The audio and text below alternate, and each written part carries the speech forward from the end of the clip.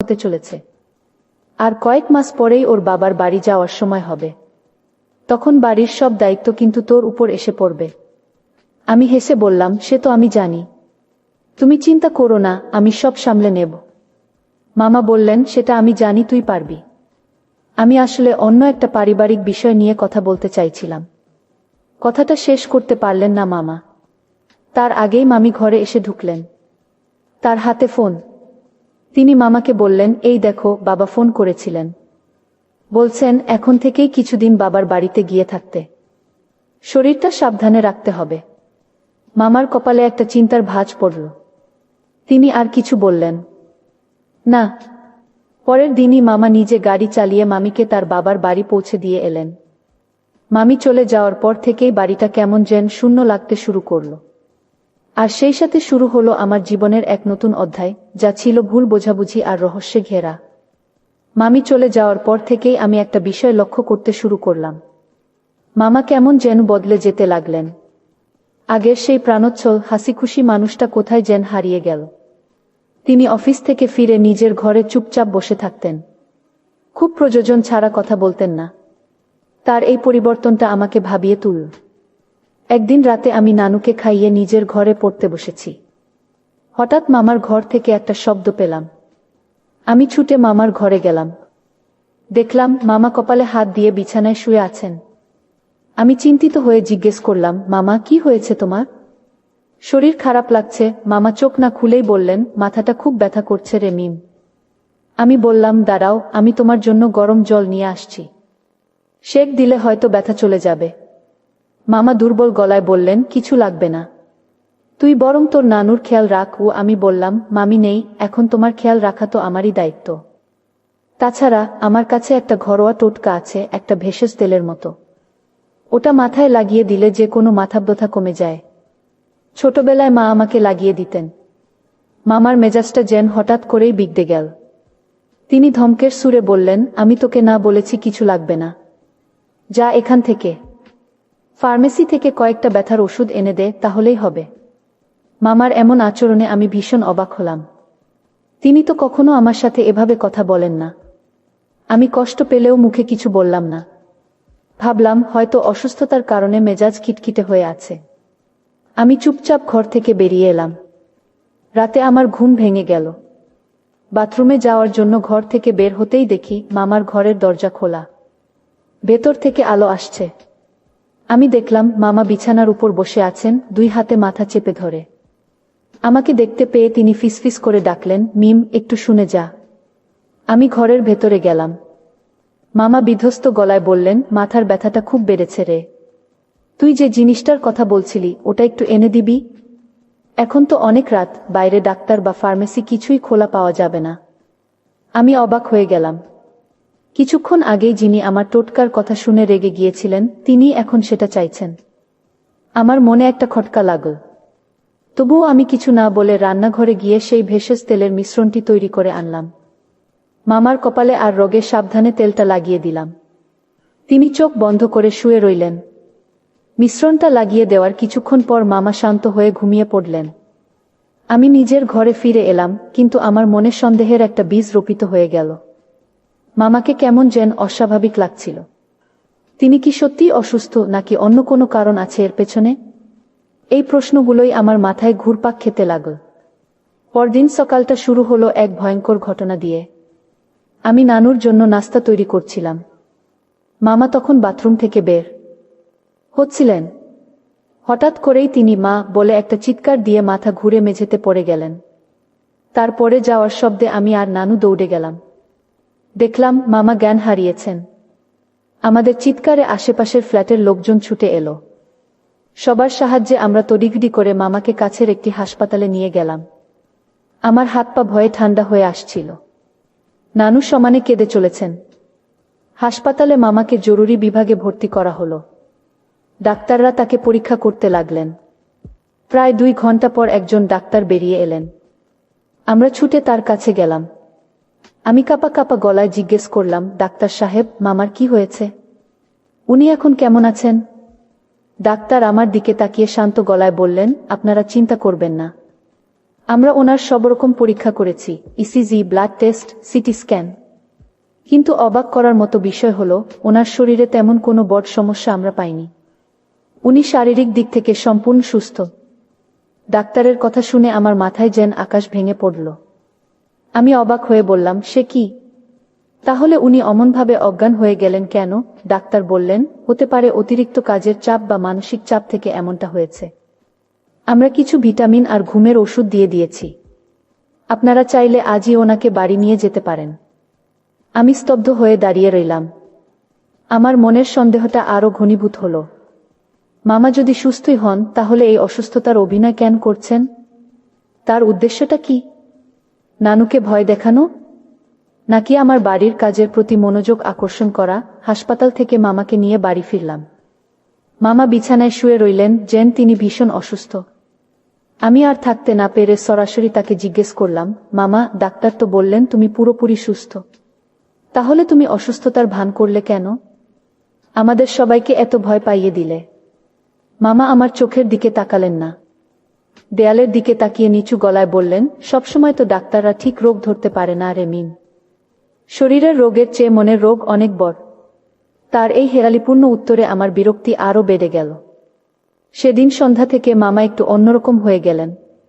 তিনি বললেন, মিম, আমি আমার ঘরে একা থাকতে পারছি না। আমার খুব ভয় লাগছে। মনে হচ্ছে যেন অশুভ কিছু একটা ঘটতে পারে আমার সাথে। আমি বললাম, ভয় কিসের মামা? আমি তো পাশের ঘরেই আছি, নানু আছে। মামা অসহায়ভাবে বললেন, না রে, তুই বুঝবি না। আমার ঘরটা কেমন যেন অচেনা লাগছে। তুই আজ রাতটা পাশের ঘরে দরজাটা একটু খোলা রেখে ঘুমাতে পারবি? আমার কেন যেন একটা অজানা ভয় করছে। যে মামাকে আমি বাবার মতো শ্রদ্ধা করতাম, তার মুখে এই কথা শুনে আমার মনের ভেতরটা কেমন যেন গুটিয়ে গেল। আমার মনে হতে লাগল, মামার উদ্দেশ্য হয়তো ভালো নয়। তবে আমি নিশ্চিত না। আমার মনটা বিষিয়ে গেল। আমি মামাকে সরাসরি কিছু বলতে পারলাম না। কিন্তু সেদিন থেকে তার প্রতিটি পদক্ষেপ আমি সন্দেহের চোখে দেখতে শুরু করলাম। মামার প্রতি আমার মনটা বিতৃষ্ণায় ভরে উঠেছিল। যে মানুষটাকে আমি আদর্শ মনে করতাম, তার মনের ভেতরের এই অন্ধকার দিকটা আমাকে প্রচণ্ড কষ্ট দিচ্ছিল। তিনি কি সত্যিই অসুস্থতার নাটক করে? এই চিন্তাটা আমাকে প্রতি মুহূর্তে কুরে কুরে খাচ্ছিল। এক গভীর রাতে আমার ঘুম ভেঙে গেল। বাইরে ঝিরিঝিরি বৃষ্টি হচ্ছে। আমি পানি খাওয়ার জন্য রান্নাঘরে যাচ্ছিলাম, হঠাৎ বারান্দায় একটা ছায়ামূর্তি দেখে চমকে উঠলাম। ভালো করে তাকিয়ে দেখি, ওটা মামা। তিনি রেলিং ধরে বাইরে অন্ধকারের দিকে তাকিয়ে আছেন। আমি কিছুটা সাহস সঞ্চয় করে কাছে গিয়ে ডাকলাম, মামা, এত রাতে এখানে কি করছো? তোমার না শরীর খারাপ? মামা আমার দিকে ঘুরে তাকালেন। তার চোখে মুখে ছিল এক গভীর বিষণ্ণতার ছাপ। তিনি শান্ত গলায় বললেন, ঘুম আসছিল না, তাই একটু বাইরে দাঁড়ালাম। আমি চুপ করে রইলাম।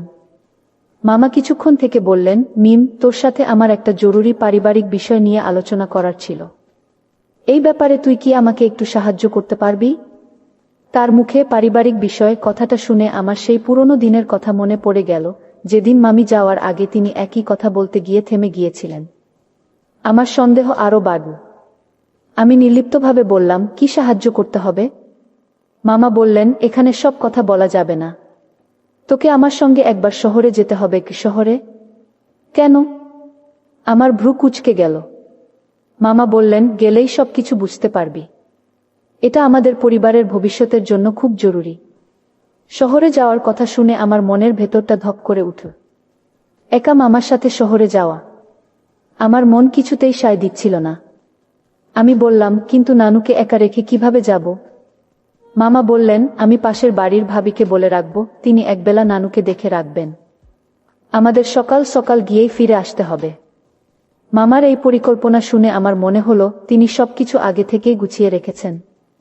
আমার সন্দেহটা প্রায় বিশ্বাসে পরিণত হলো। তিনি নিশ্চয়ই কোনো উদ্দেশ্য নিয়েই আমাকে শহরে নিয়ে যেতে চাইছেন। পরের রাতে মামা আবার আমাকে ডাকলেন। আমি তার ঘরে ঢুকতেই তিনি বললেন, ভয় পাইস না। আমি শক্ত হয়ে দাঁড়িয়ে রইলাম। মামা আমার দিকে তাকিয়ে বললেন, ভয় পাস না। দরজাটা ভেজিয়ে দিলাম, কারণ কথাটা খুব গোপনীয়, আর আমি চাই না তোর নানুর ঘুম ভেঙে যাক। তিনি আমার সামনে এসে দাঁড়ালেন। বললেন, তোর সাথে একটি অত্যন্ত গুরুত্বপূর্ণ কথা বলার ছিল। তবে তার আগে আমাকে কথা দে, তুই এই কথাটি আর কাউকে বলবি না, তোর মামি, তোর মা, এমনকি নানুকেও না। কারণ আমি চাই না বাড়ির আর কেউ এটা নিয়ে অহেতুক চিন্তা করুক। তার এই শর্ত শুনে আমার মনে হলো নিশ্চয়ই খুব ভয়ঙ্কর কোনো পরিকল্পনা আছে তার। আমি কি বলব বুঝতে পারছিলাম না। চুপ করে রইলাম। মামা আবার বললেন, কি রে, কথা দিবি না? তুই বিশ্বাস করবি তো আমাকে? আমার মনে হচ্ছিল এই লোকটার মুখোশটা এবার ছিঁড়ে ফেলা দরকার। আমি জোর গলায় বললাম, কি এমন কথা যেটা সবাইকে লুকিয়ে বলতে হবে? আর আমি বা কেন আপনার কথা বিশ্বাস করব? আপনার কথা তো আমার মোটেও ভালো লাগছে না মামা। আমার কথা শুনে মামা যেন আকাশ থেকে পড়লেন। তিনি হতভম্ব হয়ে আমার দিকে তাকিয়ে রইলেন।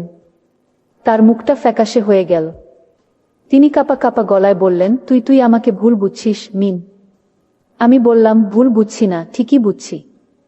আপনি অসুস্থতার নাটক করছেন, আমাকে একা শহরে নিয়ে যেতে চাইছেন। আপনার উদ্দেশ্যটা কি, আমি কি কিছুই বুঝি না? তিনি একটা দীর্ঘশ্বাস ফেলে ধপ করে বিছানার উপর বসে পড়লেন। তার চোখ দিয়ে টপটপ করে পানি পড়তে লাগল। আমার দিকে না তাকিয়েই তিনি ভাঙা গলায় যা বললেন তা শোনার জন্য আমি প্রস্তুত ছিলাম না। মামাকে কাঁদতে দেখে আমি মুহূর্তের জন্য থমকে গেলাম। আমার সমস্ত রাগ, ঘৃণা যেন এক নিমিষে উবে গেল। যে মানুষটা এত ব্যক্তিত্ব সম্পন্ন, তিনি এভাবে শিশুর মতো ভেঙে পড়তে পারেন, এটা আমার কল্পনার বাইরে ছিল। মামা চোখ মুছে আমার দিকে তাকালেন। সেই দৃষ্টিতে কোনো ছলনা ছিল না, ছিল একরাশ কষ্ট আর অসহায়ত্ব। তিনি ভাঙা স্বরহীন গলায় বললেন, তুই ঠিকই ধরেছিস মিম। আমি অসুস্থতার অভিনয় করছিলাম। কিন্তু কেন করছিলাম সেটা তো একবারও জানতে চাইলি না। তিনি বলতে শুরু করলেন, আমার শরীরে একটা রোগ বাসা বেঁধেছে। অনেক পুরনো রোগ। ব্রেইনে একটা টিউমার আছে যেটা ধীরে ধীরে বাড়ছে। ডাক্তাররা বলেছেন এটা ইনঅপারেবল। কেমোথেরাপি বা রেডিয়েশন দিয়ে কিছুদিন হয়তো লড়াই করা যাবে, কিন্তু শেষ রক্ষা হবে না। মামার কথাগুলো আমার কানে বজ্রপাতের মতো এসে লাগল। আমি দাঁড়িয়ে থাকতে পারছিলাম না। আমার পৃথিবীটা যেন দুলে উঠল। মামা বলে চললেন, আমি আর বেশি দিন বাঁচব না মিম। কি এই একটি বাক্য আমার সমস্ত ভুল বোঝাবুঝির সৌধকে ধুলো মিশিয়ে দিল। আমি স্তব্ধ হয়ে মামার দিকে তাকিয়ে রইলাম। আমার চোখ দিয়ে অঝরে পানি পড়তে লাগল। মামা একটা দীর্ঘশ্বাস ফেলে বললেন, এই কথাটা আমি কাউকে বলতে পারিনি। তোর মামি মা হতে চলেছে, এই সময়ে ওকে এমন একটা ধাক্কা আমি কিভাবে দিই বল? আমার মা বয়স্ক মানুষ, তিনি এই খবরটা সহ্য করতে পারবেন না। তাই আমি চেয়েছিলাম সবকিছু সবার অগোচরে তোকে গুছিয়ে দিয়ে যেতে। আমার মাথা ব্যথাটা সত্যি, অজ্ঞান হয়ে যাওয়াটাও সত্যি। টিউমারের কারণেই এমনটা হয়। কিন্তু হাসপাতালে ডাক্তারদের কিছু খুঁজে না পাওয়ার কারণ হলো আমি আমার আসল রিপোর্টগুলো লুকিয়ে ফেলেছিলাম। আমি চাইনি আমার অসুস্থতার খবরটা জানাজানি হোক। সবাই শুধু শুধু চিন্তায় পড়ে যেত। তিনি আমার দিকে তাকিয়ে বললেন, তোকেই শহরে নিয়ে যেতে চেয়েছিলাম, কারণ আমার যা কিছু সম্পদ আছে, এই বাড়িঘর, ব্যাংকের টাকা, সব তোর নামে লিখে দিতে চাই। আমি জানি একমাত্র তুই সৎভাবে এগুলোর দেখাশোনা করতে পারবি। তুই ছোটবেলা থেকে এই বাড়িতে আছিস। তুই দায়িত্বশীল, পরিপাটি। আমি জানি আমার অবর্তমানে তুই তোর মামি আর আমার অনাগত সন্তানের খেয়াল নিতে পারবি। এখনকার সময়ে কাউকে পুরোপুরি বিশ্বাস করা কঠিন, কিন্তু তোকে আমি বিশ্বাস করি। আমি ভয় পাওয়ার নাটক করছিলাম, একা থাকতে পারি না বলছিলাম। আমি চেয়েছিলাম যাওয়ার আগে তোর সাথে আমার সম্পর্কটা যেন আরো সহজ হয়, যাতে আমি টাকা পয়সা, ব্যাংক সম্পদ নিশ্চিন্তে তোকে সব দায়িত্ব বুঝিয়ে দিয়ে যেতে পারি। আমি বুঝতে পারিনি আমার এই আচরণগুলো তোকে এতটা ভীত আর সন্দিহান করে তুলবে। আমাকে ক্ষমা করে দিস মাগি। মামার কথাগুলো শুনতে শুনতে আমার দম বন্ধ হয়ে আসছিল। আমি কান্নায় ভেঙে পড়লাম। আমি কি করেছি? নিজের বাবাতুল্য মামাকে আমি এতটা নীচ ভেবেছি? তার নিঃস্বার্থ ভালোবাসাকে, তার ত্যাগের পরিকল্পনাকে আমি অন্যরকম দৃষ্টিতে দেখেছি। আমি ছুটে গিয়ে মামার পায়ে পড়ে গেলাম। মামা, আমাকে মাফ করে দাও। আমি তোমাকে বুঝতে পারিনি। তিনিও কাঁদছিলেন। বললেন, তোর কোনো দোষ নেই রে পাগলি। পরিস্থিতিটাই এমন ছিল। আমারই উচিত ছিল তোকে সব খুলে বলার। সেদিন রাতে আমি আর মামা অনেকক্ষণ কথা বললাম। আমি বুঝতে পারলাম আমার মামা সত্যিই একজন সৎ, মহৎ ও দায়িত্ববান মানুষ ছিলেন। পরিবারের ভালোর জন্য, সবাইকে দুশ্চিন্তামুক্ত রাখার জন্য তিনি নিজের অসুখটাকে সবার থেকে আড়াল করে রেখেছিলেন এবং নীরবে ভবিষ্যতের সব ব্যবস্থা করতে চেয়েছিলেন। আমার মন থেকে সব ভুল বোঝাবুঝির মেঘ কেটে গিয়েছিল, কিন্তু তার বদলে জায়গা করে নিয়েছিল এক গভীর বিষাদের ছায়া। আমি আমার মামাকে নতুন করে চিনলাম, কিন্তু তাকে হারানোর ভয়ে আমার ভেতরটা হাহাকার করে উঠল। তিনি সত্যিই একজন ভালো মানুষ ছিলেন, আর তার উদ্দেশ্য ছিল সত্যিই মহৎ। বন্ধুরা, আজকের গল্পটি কেমন লাগলো তা অবশ্যই কমেন্ট করে জানাতে ভুলবেন না। আর এই রকম নতুন নতুন গল্প পেতে আমার চ্যানেলটিকে সাবস্ক্রাইব করে পাশে থাকবেন। ধন্যবাদ।